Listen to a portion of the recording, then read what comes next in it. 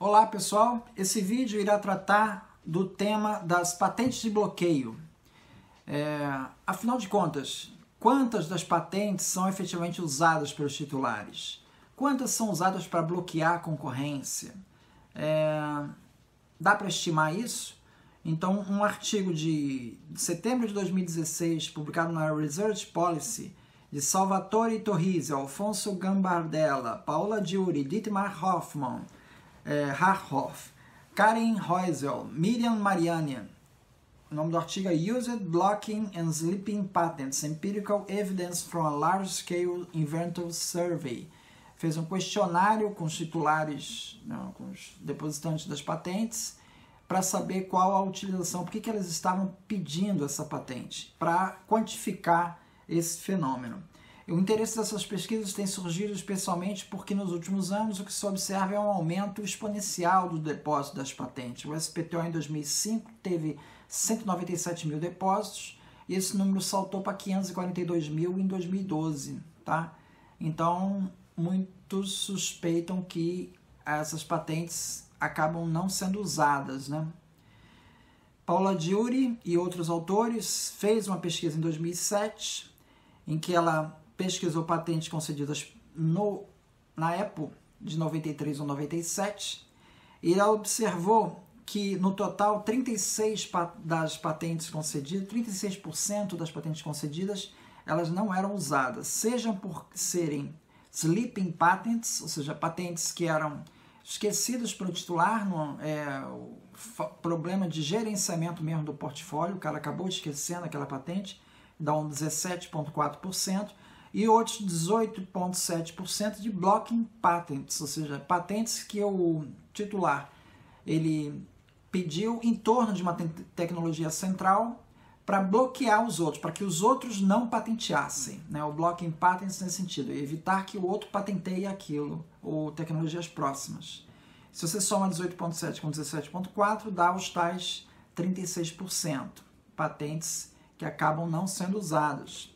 Esse número varia conforme o tamanho da empresa, né? Se você pega pequenas empresas, small companies, você vê que 15% dessas patentes de pequenas empresas são licenciadas, né, para terceiros.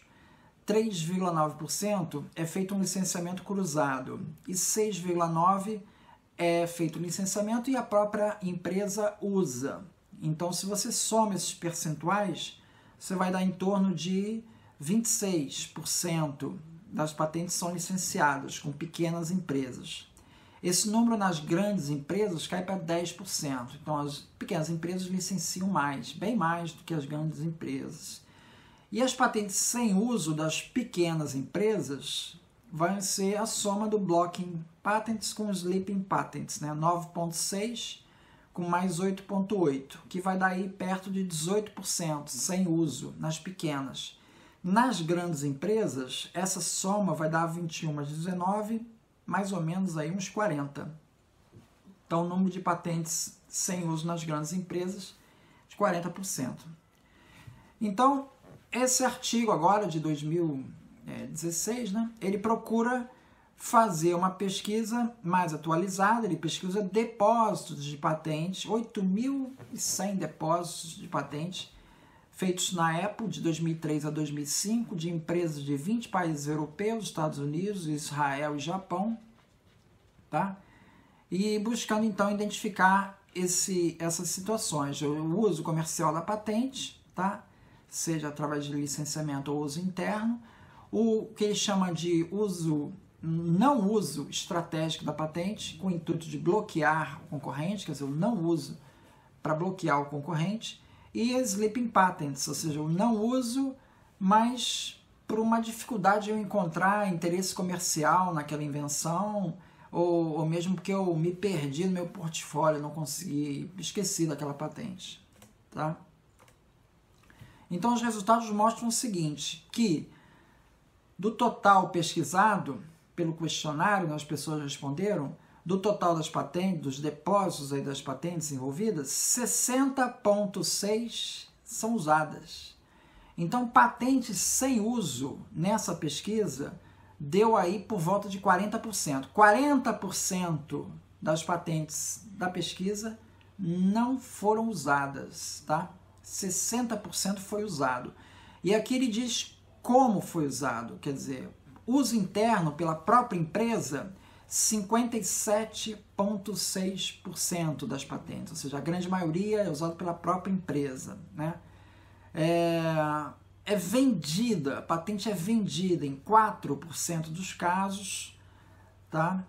A patente é licenciada em 6% dos casos e a patente dá origem à empresa em 4% dos casos. Então, essas somas aqui não dá 100%, quer dizer, eu posso ter uma patente que deu origem à empresa e licenciei, enfim, ela pode cair em duas colunas aqui. O fato é que o total dá aí 60% das patentes são usadas, tá? Uma observação, quando você compara entre os países, né, você vê que o número de patentes licenciadas é bem maior nos Estados Unidos, o que presume que o mercado de tecnologia nos Estados Unidos é maior do que no Japão e Europa, tá? E também o número de startups nos Estados Unidos também é bem maior, se você observar, que os Estados Unidos e Japão, tá? Novamente, startup é um fenômeno que também mais comum nos Estados Unidos. Se você for olhar para a área tecnológica, você não vai ver grandes variações, tá? O grau de utilização das patentes em engenharia elétrica fica em torno de 60%, isso vai para instrumentos, para química é 53%, para engenharia mecânica 59%, está aí oscilando aí num patamar, não se nota grandes variações. Na área de consumo, 75% é usado, aí eu salto um pouco fora. Tamanho da empresa, a gente vai chegar a dados parecidos com aquela outra pesquisa, né? Ou seja, as pequenas empresas, elas usam 76% de suas patentes e as grandes, 56%. Então, as pequenas empresas são muito mais ativas no uso de suas patentes. E elas usam mais, todas as empresas, de modo geral, usam mais internamente, para elas mesmas, né? A taxa de licenciamento é maior nas pequenas empresas, tá? Bom, toda patente é um meio para você evitar a cópia por terceiros. Esse é o objetivo. Toda patente, 100% das patentes tem esse objetivo, evitar a cópia de terceiros. Agora, o que os estudos aqui chamam de blocking patents é quando você patenteia para evitar que outros patenteiem aquela tecnologia, né? Então, esse é o conceito de blocking patents. Então, você tem um estudo do Cohen, de 2002, ele revela 80% seriam patentes com esse intuito de bloquear as patentes. Esse estudo aqui de 2016, ele mostra que são 67% das patentes identificadas têm o intuito de bloquear, sendo que desses 67%, algumas são usadas, outras não usadas. Então, nesse estudo, o blocking patents, algumas são usadas e outras não são usadas. Então, não é 67% sem uso, não é. A gente viu naquele índice que 60% são usadas, quer dizer, não usadas é 40%, sendo que desses 40%, uma parte é sleeping patents e outra parte é blocking patents. Então, tem que fazer essas distinções. Tá? Esse conceito de blocking patents, né? Esse é um conceito de que a empresa, tipicamente, ela tem uma tecnologia-chave e ela faz pesquisa em torno dessa tecnologia para que ela cubra essa área com outras patentes ao redor. Isso, por exemplo, a DuPont, nos anos 40, né, da década de 40, 1940, ela patenteou cerca de 200 substitutos do nylon. Ela inventou o nylon e depois ela buscou 200 possíveis substitutos do nylon para que ela pudesse abranger melhor sua proteção, tá? Então, esse é o conceito de blocking patents. O problema maior que a literatura fala desses blocking patents é quando você busca essas alternativas e você não vai usar. Então, aqui a gente tem que ter cuidado nesse artigo que o blocking patents que ele chama tem uma parte usada e outra não usada.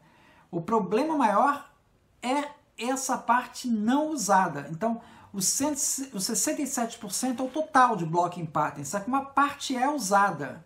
Então, o impacto social disso competitivo é menor. O problema maior é quando eu inventei o nylon, inventei uma coisa alternativa, patentei a alternativa e eu não vou colocar no mercado a alternativa. O mercado vai ficar privado dessa tecnologia. Por quê? Porque eu estou investindo no nylon. Então, isso cria um custo social elevado, essas patentes de bloqueio não usadas. Tá? Uma outra observação a fazer é que, por exemplo, em muitos países, inclusive o Brasil, né, a maioria dos países do mundo, depois de 18 meses é que a patente, o depósito é publicado. Né? Nesse momento que ele é colocado né, no estado da técnica, né, então esse pedido é publicado, ainda sem ter a patente concedida, vários competidores eles deixam de investir naquela tecnologia, porque não sabem se vai ter patente ou não. Então existe aí um efeito de bloqueio até mesmo nos pedidos de patente, tá? Não precisa nem ter a patente concedida. Isso é uma observação que o artigo faz. Então a gente tem que ter primeiro, claro isso, o conceito de blocking patents nesse artigo pode não ser igual ao conceito de blocking patents e outros artigos. Muitas vezes os autores se referem a blocking patents como patentes não usadas. Não é o caso aqui deste artigo. Ele está considerando blocking patents tudo que você patenteia para evitar que o outro patenteie, mas você pode estar usando essa tecnologia, tá? Bom, esse outro gráfico, ele mostra, então, essa separação de 60,6, que a gente já viu, são patentes usadas, né? Os outros 40 são das não usadas. Aqui as três colunas somadas vai dar 100%. Então, as não usadas, você vê que são blocking patents 26,3%. Eu patenteei para evitar que o meu concorrente patenteasse. E 13% são sleeping patents, tá? Eu não usei para impedir ninguém de patentear. Na verdade, essa tecnologia não tem nem interesse comercial, tá? Faz parte do meu portfólio, mas eu esqueci dela aí. Então, 13% são de sleeping patents, que o impacto anticompetitivo dessas patentes vai ser menor porque elas têm menos interesse comercial. Então, o grande dano dessas patentes, blocking patents, é esses 26,3%. Então, a gente tem que ter cuidado com esse percentual, anunciar que esse 67% se refere ao total das blocking patents. Algumas são usadas, tá? Aqui é a discriminação por área tecnológica, tá? Nós vemos que em química e em farmacêuticos, a fatia das patentes estrategicamente não usadas, que é a tal blocking patents, nos farmacêuticos, ela é maior do que nos outros setores, tá? Pouco maior. Com relação ao tamanho da firma, novamente, blocking patents, quem usa mais percentualmente são as grandes firmas e não as pequenas, tá?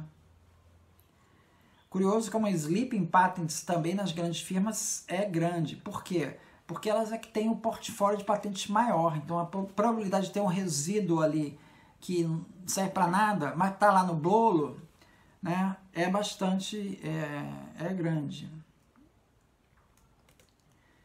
Bom, o artigo também faz um estudo de correlação. Ele pega algumas variáveis estimando o valor daquela patente. Bom, como ele não tem como avaliar quanto custa cada patente, ele tira uma evidência indireta disso. Então ele vê quem tem uma família maior de patentes vale mais. Quem tem mais reivindicações vale mais. Quem tem maior número de inventores na patente vale mais. Quem tem oposição na Apple vale mais. Quem tem mais classificações no pedido vale mais. São hipóteses que ele está fazendo, não necessariamente verdade, mas é o indicador que ele vai testar cada um desses indicadores para ver se ele percebe uma diferença. Bom, o indicador de família, ele concluiu que é negativamente correlacionado com as sleeping patents, tá? Isso sugere que mais patentes valiosas, né, são menos prováveis de permanecer como sleeping patents, tá? Então, o valioso, no caso, é ter uma família grande, né? Então, ter família grande é negativamente correlacionado com sleeping patents. Então, olha, uma patente que vale muito, ou seja, tem família grande, provavelmente ela não vai ser sleeping patents. E assim ele vai com os outros fatores. Por exemplo, número de inventores. Número de inventores tem um efeito, uma correlação positiva significativa com o uso comercial. Então, quando tem patentes com muitos inventores, a probabilidade dessa patente ter uso comercial é maior. Conclusões. Bom, um número substancial de patentes, 40%, né, não é usado. Não é usado. Não entra no mercado. 40% não entra no mercado. Tá? O que confirma a importância do patenteamento estratégico e do gerenciamento do seu portfólio de patentes. Tá? Japão e Estados Unidos exibem uma quantidade maior de patentes não usadas do que os Estados Unidos, tá? Que é caracterizado por um número maior de patentes licenciadas nos Estados Unidos. O mercado de tecnologia é maior nos Estados Unidos. Tá? As patentes que permanecem sem uso por razões estratégicas, o que eles chamam de... essas que estão sem uso por razões estratégicas, são cerca de 26% da amostra. Então, são os blocking patents não usados. Né? Tem blocking patents usado. É o blocking patent não usado. São 26. Esses que são o maior risco para a concorrência, né? Para risco social de estar sendo mal usado o sistema de patentes. Né?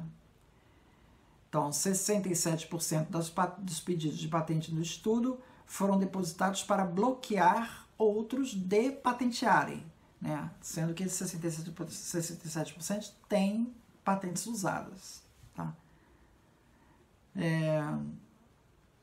Patentes que protegem tecnologias gerais mais amplas são mais prováveis de permanecer como sleeping patents, provavelmente devido aos seus custos de adaptação. Isso é uma conclusão do estudo. Bom, a formação de patentes de bloqueio, no sentido de depositar patentes em torno de uma tecnologia para excluir outros de patentear, ou para formar um portfólio grande que possa ser usado numa negociação de patentes, tá? Que é o que o artigo explora com as tais blocking patents, né?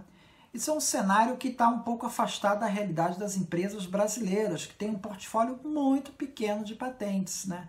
A ideia de que você vem com um grupo de patentes negociar contra ele não é uma coisa que esteja relacionada com a nossa realidade das empresas nacionais aqui, né? Bom, o estudo demonstrou, com base em depósitos de pedidos de patente, que temos que também considerar, no caso dos inventores nacionais aqui, das patentes depositadas no Brasil, que existe um grande desistência dos depósitos de patente entre os nacionais. Né? Esse estudo foi feito considerando depósitos de patente. Né? Se você pega no Brasil 2005, né, que é o ano que o exame já foi concluído, né, o exame está uns 10 anos de atrás, 2005 já foi concluído o exame. Então, dos 25 mil depósitos realizados em 2005, 7.500 são de pedidos nacionais, desses 3.500 não pediu exame. Então, 50% dos pedidos nacionais não pedem exame. Vão ser patentes porque não tem interesse comercial, vão ser patentes sem uso. Então, os índices de patentes sem uso no Brasil, né, nesse estudo deu 40% sem uso. No Brasil, possivelmente vai dar maior que 40%. E com relação às patentes de bloqueio, uso estratégico das patentes de bloqueio contra a concorrência, esse efeito vai ser menor aqui, porque o portfólio das empresas brasileiras é menor. É isso, obrigado.